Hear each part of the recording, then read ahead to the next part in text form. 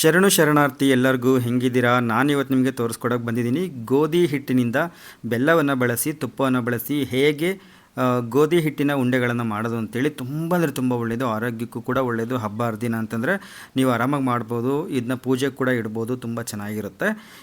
ಇದು ಏನಪ್ಪ ಅಂತಂದರೆ ಬೆಲ್ಲ ಹಾಕಿ ಮಾಡೋದ್ರಿಂದ ಚೆನ್ನಾಗಿರುತ್ತೆ.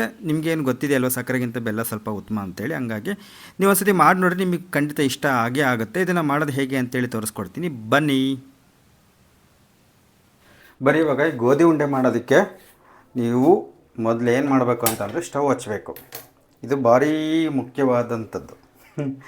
ಆಯಿತಾ, ಅಂದ್ಕೋತಿದ್ದೀರಲ್ಲ, ಏನಿದ್ರೆ 330 ಕಾಲು ಇಲ್ಲೇ ಬಿದ್ದಿರುತ್ತೆ, ಓತು ಅಂತಂದರೆ ಅದೇ ಅಡ್ರೆಸ್ ಇರಲ್ಲ.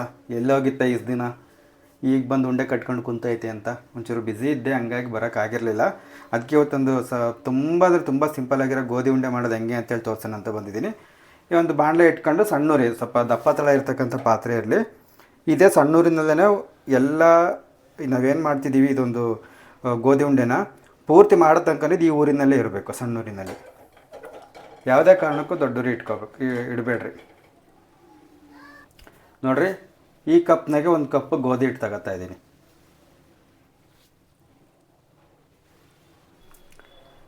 ಇವಾಗ ಈ ಗೋಧಿ ಹಿಟ್ಟನ್ನು ಇದಕ್ಕೆ ಹಾಕ್ಕೊಂಡು ಚೆನ್ನಾಗಿ ಹುರ್ಕೋಬೇಕು.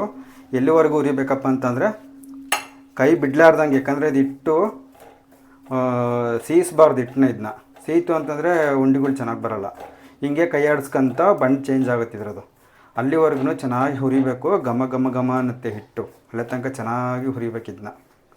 ಆವಾಗಲೇ ಇದು ಚೆನ್ನಾಗಿ ಬರೋದು. ನೀವೊಂದ್ಸಲ ಮಾಡ್ಕೊಂಡು ತಿನ್ನಿರಿ, ಹಂಗೆ ಬಾಯಲ್ಲಿಟ್ಟರೆ ಕರಗ್ತಾ ಇರ್ತವೆ, ಅಷ್ಟು ಚೆನ್ನಾಗಿರ್ತವೆ. ಸಕ್ಕರೆ ಹಾಕಿ ಕೂಡ ಮಾಡ್ಬೋದು, ಬೆಲ್ಲ ಹಾಕಿ ಕೂಡ ಮಾಡ್ಬೋದು. ನಾನಿವತ್ತು ಬೆಲ್ಲ ಹಾಕಿ ಮಾಡೋದನ್ನ ತೋರಿಸ್ತಿರೋದು. ಆಮೇಲೆ ಹಿಟ್ಟನ್ನ ಒಂದು ಸತಿ ಯಾವುದಕ್ಕೂ ಸಾರನ್ನ ಅಡ್ಕೋಬೇಕು. ಯಾಕಂತಂದರೆ ನುಚ್ಚು ಪಚ್ಚು ಏನಾರು ಇತ್ತು ಅಂತಂದರೆ ಅದು ಹಾಕ್ಬಾರ್ದು, ನುಣ್ಣಗಿರ್ಬೇಕು ಹಿಟ್ಟು. ಒಂದು ಸತಿ ಸಾರನ್ನ ಅಡ್ಕೊಳ್ರಿ ಹಿಟ್ಟು. ಅದು ಈ ಗೋಧಿ ಹಿಟ್ಟಿಂದು ಹಸಿ ವಾಸನೆ ಎಲ್ಲ ಹೋಗುತ್ತೆ, ಹೋಗಿ ಅದೊಂಥರ ಘಮ ಘಮ ಘಮ ಘಮ ಅನ್ನತ್ತೆ ಹಿಟ್ಟು. ಅಲ್ಲಿ ತನಕ ಚೆನ್ನಾಗಿ ಇದನ್ನ ಹುರಿಬೇಕು. ಚೆನ್ನಾಗಿದ್ದನ್ನ ಹುರಿದಷ್ಟು ಕೂಡ ಉಂಡೆಗಳು ಭಾಳ ಚೆನ್ನಾಗಿ ಬರ್ತವೆ. ಭಾಳ ಅಂದರೆ ಭಾಳ ಚೆನ್ನಾಗಿ ಬರ್ತವೆ. ಆಮೇಲೆ ಒಂದು ನೆನಪನ್ನ ಇಟ್ಕೊಳ್ರಿ, ಇದನ್ನು ಹಿಂಗೆ ಕೈ ಬಿಡ್ದಂಗೆ ಇದನ್ನ ಗೂರಾಡ್ತಿರ್ಬೇಕು. ಆಮೇಲೆ ನೀವು ತೆಗಿಲ್ಲ ಡ್ರಿಲ್ ನೋಡ್ಕೆ ಬಂದು ನಾನು ಗೂರಾಡ್ತೀನಿ ಅಂತೇಳಿ ಹೋಗಿ ಹಂಗೆ ನೀವು ಮತ್ತೊಂದು 10 ನಿಮಿಷ ಬಿಟ್ಟು ಬಂದರೆ ಸೀದ್ ಬಗ್ಗಾಗಿರುತ್ತೆ ಅಷ್ಟೇ. ಅದಕ್ಕೋಸ್ಕರ ನೀವು ಎಚ್ಚರ ಇಟ್ಟು ಹುರಿಬೇಕು ಇದನ್ನ. ಆಮೇಲೆ ಯಾರು ಬೇಜಾರು ಹಾಕೋಬೇಡ್ರಿ, ಏನು ಮತ್ತಿಗೆಟ್ಟು ಮಾತಾಡ್ತೀಯಪ್ಪ, ನಮಗೇನು ಅಷ್ಟು ಗೊತ್ತಿಲ್ಲ, ನಾವೇನಂಗೆ ಮಾಡಲ್ಲ ಅಂತ ಸುಮ್ಮನೆ ತಮಾಷೆಗೆ ಮಾತಾಡ್ತೀನಿ ಅಷ್ಟೇ. ನಮ್ಮ ಕಡೆ ಭಾಷೆ ಹೆಂಗಿರುತ್ತೆ, ನಾವು ಹೆಂಗೆ ಮಾತಾಡ್ತೀವಿ ಅಂತೇಳಿ ಹಿಂಗೆ ತಮಾಷೆಯಾಗಿ ಮಾತಾಡಿಕೊಂಡು ಖುಷಿಯಾಗಿರ್ತಾರೆ ನಮ್ಮ ಕಡೆ. ಅದಕ್ಕೆ ನಾನು ಸುಮ್ಮನೆ ಹಂಗೆ ಮಾತಾಡಿದೆ, ಸೀರಿಯಸ್ಸಾಗಿ ಏನು ಹೇಳಲ್ಲ. ಯಾರು ಮತ್ತೆ ಅದನ್ನೇ ಮನಸ್ಸಿಗೆ ಹಚ್ಕೊಂಡು ಯಾರು ಮಾಡ್ಕೊಂಡಿರ. ಆಮೇಲೆ ಆರಾಮಾಗಿ ಖುಷಿಯಾಗಿ ತಗೊಳ್ರಿ ಅಷ್ಟೇ, ಸೀರಿಯಸ್ಸಾಗಿ ಯಾರು ತಗೊಳಕ್ಕೆ ಹೋಗ್ಬಿಡ್ರಿ. ಹಿಂಗೆ ಇದನ್ನು ಹುರಿತಾ ಇಟ್ಟು ಎಷ್ಟು ಹಗುರಾಗುತ್ತೆ ಅಂದರೆ ನಿಮಗೆ ಅದು ಅನುಭವ ಬರುತ್ತೆ, ಅಷ್ಟು ಚೆನ್ನಾಗಾಗುತ್ತೆ. ನೋಡಿರಿ, ಈಗಾಗಲೇ ಬಣ್ಣ ಅಲ್ಲೇ ಚೇಂಜ್ ಆಗ್ತೈತೆ ನೋಡಿರಿ. ಇನ್ನೂ ಚೆನ್ನಾಗಿ ಹುರಿಬೇಕಿದ್ನ. ಆಮೇಲೆ ಹಿಂಗೆ ಒಂಚೂರು ಮುಟ್ಟಿದ್ರಿ ಅಂತಂದರೆ ಫುಲ್ಲು ನಯಸ್ಸಾಗಿರುತ್ತೆ. ಆಮೇಲೆ ಉದ್ರುದ್ರಾಗಿರುತ್ತೆ, ಗರಿಯಾಗಿರುತ್ತೆ ಹಿಟ್ಟು. ಅವಾಗೊಂದು 3/4 ಭಾಗ ಚೆನ್ನಾಗಿ ಹುರಿದೈತೆ ಅಂತೇಳಿ ಅಷ್ಟಕ್ಕೆ ಬಂದಾದಮೇಲೆ ಇನ್ನೊಂದು 4-5 ನಿಮಿಷ ಚೆನ್ನಾಗಿ ಕೈ ಬಿಡ್ದಂಗೆ ಕೈ ಆಡಿಸ್ತಾ ಚೆನ್ನಾಗಿ ಹುರಿರಿ.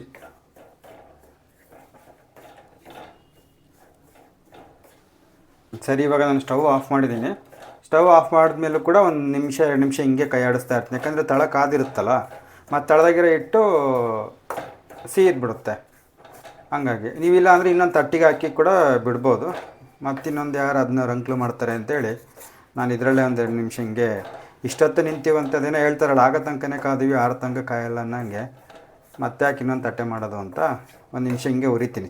ಇನ್ನೂ ಚೆನ್ನಾಗಿ ಹುರಿದಂಗೆ ಆಗುತ್ತೆ. ಮೇಲಿನ ಹಿಟ್ಟೆಲ್ಲ ಚೆನ್ನಾಗಿ ಮೇಲೆ ಕೆಳಗೆ ಆಗಿ ಚೆನ್ನಾಗಿ ಹುರಿಯುತ್ತೆ ಅಂತ ಹಿಂಗೆ ಇದು ಮಾಡ್ತಾಯಿದ್ದೀನಿ. ಸ್ಟವ್ ಆಫ್ ಮಾಡಿದ್ದೀನಿ. ಇವಾಗ ತಡ್ರಿ ತೋರಿಸ್ತೀನಿ. ಆಮೇಲೆ ನೀವು ನಂಬಲಿದ್ರೆ ಅದಕ್ಕೆ ಇಷ್ಟ ಆಯಿತು ಅಂತಂದರೆ ಇದನ್ನ ತಣ್ಣಗಾಗ್ಬಿಟ್ರೆ ಪೂರ್ತಿ ತಣ್ಣಗಾಗಬೇಕಿದು. ನೋಡಿರಿ, ಬಣ್ಣ ಅಲ್ಲೇ ಚೇಂಜ್ ಆಗೈತೆ. ನಿಮ್ಗೆ ಹತ್ರಕ್ಕೆ ತಗೊಬರ್ತೀನಿ ತಡ್ರಿ, ಒಂಚೂರು ಕಾಣುತ್ತೆ. ನಿಮಗಿಲ್ಲ ಅಷ್ಟು ಸ್ಪಷ್ಟವಾಗಿ ಹೆಂಗೆ ಕಾಣಿಸ್ತಿಲ್ಲ ಅನಿಸುತ್ತೆ, ಆದರೆ ನಿಮಗೆ ನೀವು ನೇರವಾಗಿ ಮಾಡಿದ್ರಿ ಅಂದರೆ ಗೊತ್ತಾಗುತ್ತೆ.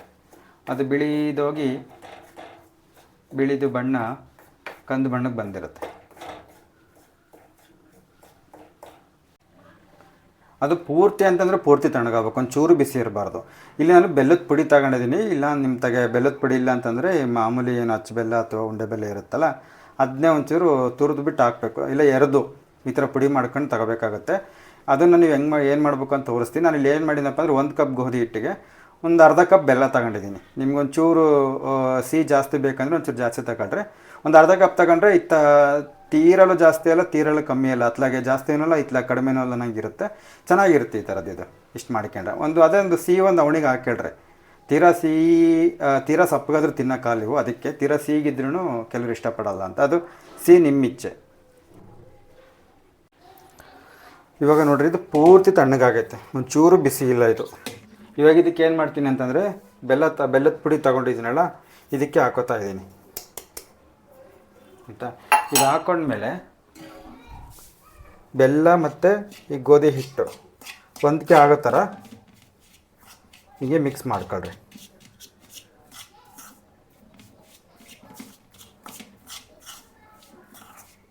ಕೈಯಿಂದನೇ ಮಾಡ್ಕೊಳ್ರಿ, ಏನು ತೊಂದರೆ ಇಲ್ಲ. ಈ ಥರ ಆಯಿತಾ. ನೋಡಿರಿ, ಬೆಲ್ಲದಲ್ಲಿ ಒಂದೊಂದು ಈ ಥರ ಗಂಟುಗಳಿರ್ತವೆ, ಅವೆಲ್ಲ ಯಾವ ಥರ ಗಂಟುಗಳಿರಬಾರ್ದು. ಪುಡಿ ಇದಂತೂ ಪೂರ್ತಿ ನುಣ್ಣಗಿರಬೇಕು ಬೆಲ್ಲದ ಪುಡಿ. ಅದಕ್ಕೆ ಏನು ಮಾಡಬೇಕಪ್ಪ ಅಂದರೆ, ನನಗೆ ಮಿಕ್ಸಿ ಜಾರಿಗೆ ಹಾಕೊಂಡು ಒಂದು 10 ಸೆಕೆಂಡ್ ಇದನ್ನ ಗರ ಅನ್ನಿಸ್ಕೊತೀನಿ. ಆವಾಗ ಬೆಲ್ಲ ಮತ್ತು ಹಿಟ್ಟು ಎರಡೂ ಕೂಡ ಹೊಂದಿಕೆ ಆಗುತ್ತೆ. ಕೈಯಲ್ಲಿ ಒಂಥರ ಹಿಂಗೆ ಮಾಡ್ಕೊಡ್ರಿ. ನೋಡಿ, ಈ ಥರ ಒಂದು ಉಂಡೆ ಇರ್ತಾವಲ್ಲ, ಇದು ನೋಡಿ ಹೊಡಿಬೇಕು ಒಂದು ಹಿಂಗೆ ಬೆಲ್ಲದ ಉಂಡೆಗಳು ಈ ಥರ.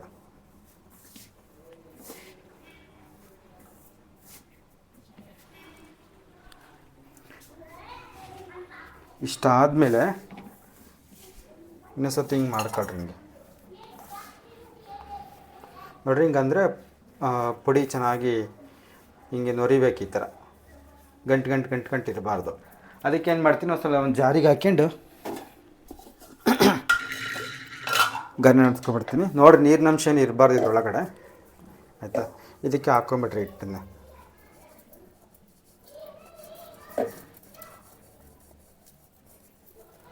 ಒಂದು 10 ಸೆಕೆಂಡ್ ಸಾಕು, ಜಾಸ್ತಿ ಬೇಡ ಆಯಿತಾ.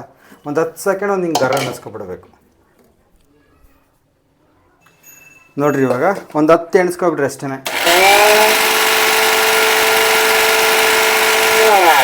ನೋಡಿರಿ, 1 2 3 4 5 6 7 8 9 10 ಅಂತ ಎಣಿಸ್ಕೊಂಡ್ರೆ ಸಾಕು. ನೀವು ಮಿಕ್ಸಿ ಜಾರ್ಗೆ ಹಾಕೋಬೇಕಾರೆ ನುಣ್ಣಗೆ ಪುಡಿ ಆಗುತ್ತೆ. ನಾನು ಮತ್ತೆ ಇದೇ ಬಾಣಲಿಗೆ ಇದೇನು ಸ್ವಲ್ಪ ಪುಡಿ ಮಾಡ್ಕೊಂಡೆ ಅದನ್ನು ಇದಕ್ಕೆ ಹಾಕೋತಾ ಇದ್ದೀನಿ. ಪೂರ್ತಿ ತಣ್ಣಗಾಗಿರಬೇಕು. ಬಿಸಿ ಇದ್ದರೆ ಮತ್ತೆ ಏನಾಗುತ್ತಪ್ಪ ಅಂದರೆ ಜಿನಿಗ್ದಂಗಾಗಿ ಸರಿಯಾಗಿ ಚೆನ್ನಾಗಿ ಬರೋಲ್ಲ. ಹಂಗಾಗಿ ಹಿಟ್ಟು ಮಾತ್ರ ಪೂರ್ತಿ ತಣ್ಣಗಾಗಿರಬೇಕು. ನೋಡಿರಿ, ಎಷ್ಟು ನಾಜೂಕಾಗಿ ಎಷ್ಟು ಚೆನ್ನಾಗಿ ಬಂದೈತಿ ಅಂತೇಳಿ. ಹಿಂಗೆ ಅಂದರೆ ಸಾಕು, ಥರ ಅದು ಆನಂದವೇ ಬೇರೆ, ಅದು ಅಷ್ಟು ಚೆನ್ನಾಗಿ ಬಂದೈತಿ ಹಿಟ್ಟು. ಇವಾಗ ಏನು ಮಾಡಬೇಕಪ್ಪ ಅಂತಂದರೆ, ಸ್ವಲ್ಪ ತುಪ್ಪ ತಗೊಂಡು ಕರಗಿಸ್ಕೋಬೇಕು ಅಷ್ಟೇ. ತುಪ್ಪನ ಬಿಸಿ ತುಪ್ಪ ಹಾಕ್ಬಾರ್ದು, ಇದಕ್ಕೆ ತುಪ್ಪ ಕರಗಿಸ್ಕೋಬೇಕು. ಇದಕ್ಕೆ ತುಪ್ಪ ಇಷ್ಟೇ ಇಡಿಸುತ್ತೆ ಅಂತ ಹೇಳೋದೊಂಚೂರು ಕಷ್ಟ. ಒಂದು 4-5 ಚಮಚ ಬಿಸಿ ಮಾಡಿ ಇಟ್ಕೊಳ್ರಿ. ನಿಮಗೆ ತೋರಿಸ್ತೀನಿ ಎಷ್ಟು ಬೇಕಾಗುತ್ತೆ ಅಂತೇಳಿ. ಒಂದು 4 ಚಮಚ ಹಾಕೋತಾ ಇದ್ದೀನಿ. 1 2 3 ಸಾಕು. ದೊಡ್ಡ ಚಮಚ ಇದಿದೆ, ದೊಡ್ಡ ಚಮಚ ಇದೆ, ಅದಕ್ಕೆ ಒಂದು 3 ಚಮಚ ಹಾಕೊಂಡಿದ್ದೀನಿ. ಇದನ್ನು ಕರಗಿಸ್ತೀನಿ.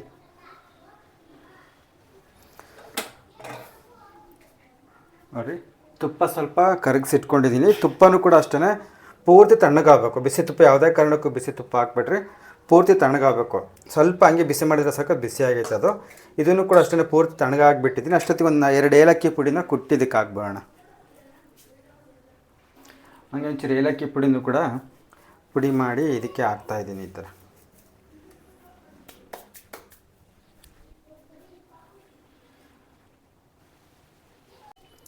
ನೋಡಿರಿ, ಇವಾಗಿದ್ದು ಗೋಧಿ ಹಿಟ್ಟಿನ ಬಣ್ಣ ಬದಲಾಗಿತ್ತೆ. ಬೆಲ್ಲನೂ ಸೇರಿಸಿವಲ್ಲ, ಚೆನ್ನಾಗಿ ಬಂದೈತೆ. ಘಮ ಘಮ ಘಮ ಅಂತೈತೆ. ಇವಾಗ ತುಪ್ಪ ಕೂಡ ತಣ್ಣಗಾಗೈತೆ.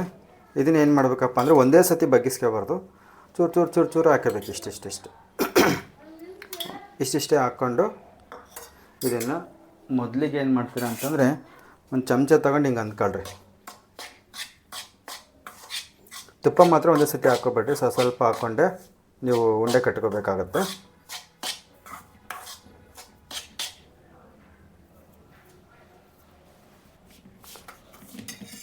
ಈ ಥರ ಚೆನ್ನಾಗಿ ಗಂಟುಗಳೇನು ಆಗದಿರೋ ಥರ ಮಾಡ್ಕೊಬರ್ರಿ. ತುಪ್ಪ, ಹಿಟ್ಟು, ಬೆಲ್ಲ ಈ ಮೂರೂ ಚೆನ್ನಾಗಿ ಹೊಂದ್ಕೋಬೇಕು ಆ ಥರ. ಇದಕ್ಕೇನು ಮತ್ತೆ ಪಾಕ ತೆಗಿಬೇಕು ಅದು ಎಂಥದ್ದು ಇಲ್ಲ, ಸುಲಭ ಐತೆ, ಯಾರು ಬೇಕಾದ್ರೂ ಮಾಡ್ಬೋದು, ಚೆನ್ನಾಗಿರುತ್ತೆ ಆಯಿತಾ.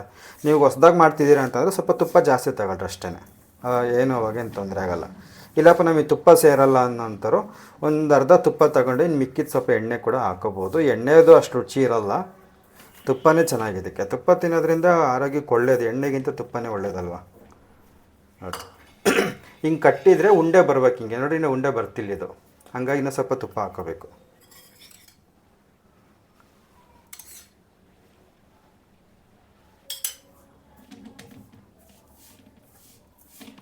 ಭಾಳ ಅಂದರೆ ಭಾಳ ಚೆನ್ನಾಗಿರ್ತವೆ. ನಿಶಕ್ತಿ ಆಗಿರ್ತಾರಲ್ಲ ಹುಡುಗರು, ಅಂಥವಕ್ಕೆ ಮಾಡಿಕೊಟ್ರೆ ಆರೋಗ್ಯಕ್ಕೆ ಭಾಳ ಒಳ್ಳೆಯದು. ಚೆನ್ನಾಗಿ ಹಿಂಗೆ ಕಲಿಸ್ಕೊಡ್ರಿ, ಎಲ್ಲ ಕಡೆ ಇದಾಗತ್ತರ. ನೋಡಿ ಹಿಂಗೆ ತುಪ್ಪ ಹಾಕೊಂಡ್ಮೇಲೆ ಹಿಂಗೆ ಉಂಡೆ ಕಟ್ಟಿದರೆ ಉಂಡೆ ಬರ್ತವೆ ಹಿಂಗೆ ಈ ಥರ. ಅದಕ್ಕೆ ನಿಮ್ಗೆ ಈ ಒಂದು ಟೈಮ್ದಾಗ ಯಾರು ಸಪ್ಪೆ ಅಂತ ಅನ್ನಿಸ್ತು ಅಂತಂದರೆ ಇನ್ನೊಂಚೂರು ಬೆಲ್ಲದ ಪುಡಿ ಹಾಕ್ಕೊಳ್ರಿ. ಬೆಲ್ಲದಲ್ಲಿ ಗಂಟಿಲ್ದೇ ಇರೋದ ನೋಡಿ, ಮತ್ತೇನು ಮಿಕ್ಸಿ ಹಾಕೊಳ್ಳೋದು ಬೇಡ, ಹಂಗೆ ಹಾಕ್ಕೊಂಡ್ರೆ ಸಾಕು ಆಯಿತಾ. ಹಿಂಗೆ ಹೊರಿಬೇಕು ಹಿಂಗೆ ಎರಡು ಕೈಯಲ್ಲಿ, ಯಾಕಂದರೆ ಗಂಟುಗಳು ಚೆನ್ನಾಗಿ ಇದಾಗ್ತವೆ. ಹಿಂಗೆ ಅದು ಇಲ್ಲಿ ಇಟ್ಕೊಂಡ್ರೆ ಹಿಂಗಾರ ಈ ಥರ ಮಾಡಿ ಹಿಂಗೆ.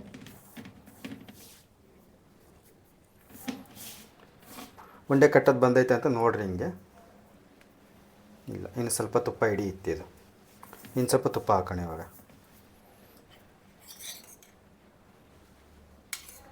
3 ಚಮಚನ ತಗೊಂಡಿದ್ವಲ್ಲ, ಇಷ್ಟಾದರೆ ಸಾಕು. ಇದೇ ನೀವು ಆರಾಮಾಗಿ ಉಂಡೆ ಕಟ್ಬೋದು, ನಿಮಗೇನು ಕಷ್ಟ ಆಗೋಲ್ಲ. ಅದೇ ಹೇಳಿದ್ನಲ್ಲ ನಿಮ್ಗೆ ತೀರಾ ಉಂಡೆಗಳು ಏನು ತುಪ್ಪ ಸೇರಲ್ಲ, ನಮಗೆ ವಾಸನೆ ಆಗೋಲ್ಲ ಅಂದರು ಒಂಚೂರು ತುಪ್ಪ ತಗೊಂಡು ಹಾಲು ಬಿಸಿ ಮಾಡಿ ಹಾಲು ಹಾಕಿ ಕೂಡ ಕಟ್ಬೋದು. ಹಾಲು ಹಾಕಿ ಕಟ್ಟಿದವನ್ನ ಒಂದು 2-3 ದಿನಕ್ಕೆ ಖಾಲಿ ಮಾಡಬೇಕಾಗತ್ತೆ, ಇಲ್ಲಾಂದರೆ ಒಂಥರ ಬೂಸ್ ಬಂದಂಗೆ ಆಗ್ತವೆ. ಇವಾದರೆ ಒಂದು 15 ದಿನ ಇಟ್ಬೋದು, ಏನಾಗಲ್ಲ ಇವು. ಇವನ್ನ ಒತ್ತಿ ಕಟ್ಟಬೇಕು, ಇದೆಲ್ಲನೂ ಚೆನ್ನಾಗಿ ನೋರಿದು ಒತ್ತಿ ಕಟ್ಟಬೇಕು ಇವನ್ನ. ಸರಿ ಆಯಿತು. 3 ಚಮಚನ ತಗೊಂಡಿದ್ನಲ್ಲ, ಇಷ್ಟನ್ನು ಹಾಕೋಬಿಡ್ತೀನಿ ಅಂತ, ಮತ್ತಿದೆ ನಿಂಗೆ ಉಳಿದು ಹೋಗ್ಬಿಡುತ್ತೆ. ಅದಕ್ಕೆ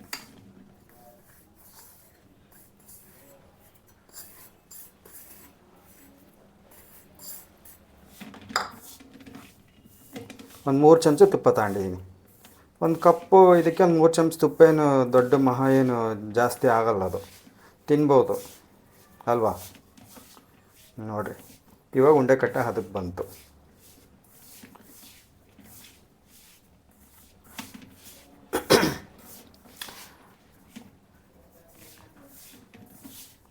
ಹಿಂಗೆಲ್ಲನೂ ಹೊಂದಿಕೆ ಆದಮೇಲೆ ತುಪ್ಪ ಎಲ್ಲ ಕಡೆಗೂ ಈ ತಳದಾಗಿರೋದೆಲ್ಲ ಮತ್ತು ಮೇಲಕ್ಕೆ ತೊಗೊಬರ್ರಿ, ಯಾಕಂದರೆ ಮೇಲಷ್ಟೇ ಇದು ಹಿಡಿದಿರುತ್ತೆ ತುಪ್ಪ. ಅದಕ್ಕೆ ಇಷ್ಟ ಆದಮೇಲೆ ಈಗ ಏನು ಮಾಡ್ತೀರಪ್ಪ ಅಂದರೆ ಯಾವ ಸೈಜಿಗೆ ಬೇಕೋ ಆ ಸೈಜಿಗೆ ಸ್ವಲ್ಪ ಹಿಟ್ಟನ್ನು ತೊಗೊಂಡು ಹಿಂಗೆ ಒತ್ತಿ ಉಂಡೆ ಕಟ್ಟಬೇಕು ಹಿಂಗೆ, ಗೊತ್ತಾಯ್ತಾ. ತಡಿ ಕಾಣಿಸ್ತೈತೆ ನಿಮಗೆ, ನಾನು ಎಲ್ಲ ಒಂದು ಕಡೆ ಇಟ್ಟು ಎಲ್ಲ ಒಂದು ಕಡೆ ಮಾಡ್ತಿರ್ತೀನಿ. ಅದಕ್ಕೆ ಹಿಂಗೆ ಉಂಡೆ ಕಟ್ಟಿದ್ರಿ ಅಂತಂದರೆ ಬರ್ತಾವೆ. ಇಲ್ಲಿ ಈ 4 ಬೆರಳು ಇರ್ತಾವಲ್ಲ, ಇಲ್ಲಿ ಯಾವುದೇ ಉಂಡೆ ಕಟ್ಟಬೇಕು ಅಂದ್ರೂ ಇಲ್ಲಿ ಮುಂಬೆರಳಾಗೆ ಚೆನ್ನಾಗಿ ಒತ್ತಿ ಕಟ್ಟಬೇಕು, ಅಂಗೈನಾಗೆ ದುಂಡು ಮಾಡಬೇಕು.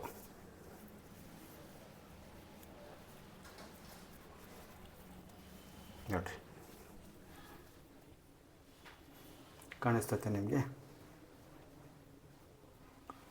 ನೋಡಿರಿ ಅಲ್ವಾ.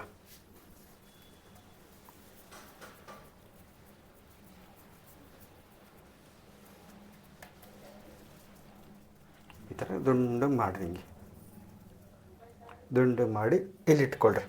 ಇದೇ ಥರ ಮಿಕ್ಕಿರೋ ಉಂಡೆನೂ ಕೂಡ ಕಟ್ಟಿದರೆ ರುಚಿಯಾದ ಬೆಲ್ಲದ ಗೋಧಿ ಉಂಡೆಗಳು ರೆಡಿ ಆದವು ಅಂತಲೇ ಅರ್ಥ. ನಿಮ್ಗೆ ಅನ್ನಿಸ್ಬೋದು ಅಲ್ಲ, ಈ 3 ನಿಮಿಷದ ವೀಡಿಯೋನ ಇದ್ರು ಅದು ಕುಕ್ರಸ ಇದು ಎಷ್ಟೊಂದು ದೊಡ್ಡ ವೀಡಿಯೋ ಮಾಡ್ಕೊಂಡು ಕುಂತೈತಲ್ಲ ಇದ್ರದು ಅಂತೇಳಿ ಬೈಕೇಬೋದು. ನಾವೇ ಶಿಶ್ವಾರ್ದ ಹುಡುಗರೇ, ತೀರಳು ನಮಗೇನು ಅಷ್ಟು ಅರ್ಥ ಆಗಲ್ಲ, ಏನು ಅಚ್ಚುಕಟ್ಟಾಗಿ ಒಂದು 2-3 ನಿಮಿಷಕ್ಕೆ ಹೇಳೋ ವೀಡಿಯೋನ ಇಷ್ಟು ಮಾಡಿ ಕುಂತೈತಲ್ಲ ಇದು ಮಾನ್ಗೇಡಿ ಅಂತ ಬೈಕಿ ಬಿಡ್ರಿ. ನನ್ನ ಉದ್ದೇಶ ಒಂದೇ, ಯೂಟ್ಯೂಬ್ನಾಗೆ ಇಂಥ ರೆಸಿಪಿಗಳು ಬೇಕಾದಷ್ಟಿದ್ದಾವೆ.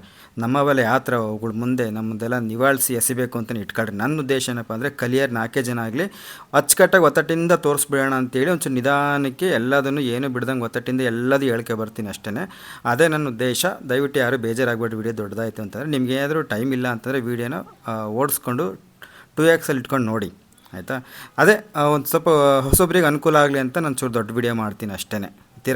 ಇಬ್ಬರೇ ಕಲೀಲಿ, ಅಚ್ಚುಕಟ್ಟಾಗಿ ಕಲೀಲಿ ಅಂತೇಳಿ, ಆಯಿತಾ. ಯಾರು ಬೇಜಾರಾಗಕ್ಕೆ ಹೋಗಬೇಡಿ, ಯಾಕಂದರೆ ಯಾರಿಗೂ ಟೈಮ್ ಇರೋದಿಲ್ಲ ಈಗಿನ ಇದರಲ್ಲಿ. ನಾನು ಸುಮ್ಮನೆ ದೊಡ್ಡ ವೀಡಿಯೋಸ್ ಮಾಡ್ತಾಯಿದ್ದೀನಿ, ಯಾರು ಬೇಜಾರಾಗಬೇಡಿ, ನಾನು ಕ್ಷಮೆ ಕೇಳ್ತಾ ಇದ್ದೀನಿ. ಸರಿ ಆಯಿತು, ಮುಂದಿನ ವೀಡಿಯೋದಲ್ಲಿ ಸಿಗ್ತೀನಿ. ಎಲ್ಲರಿಗೂ ಟಾಟಾ, ಬಾಯ್ ಬಾಯ್.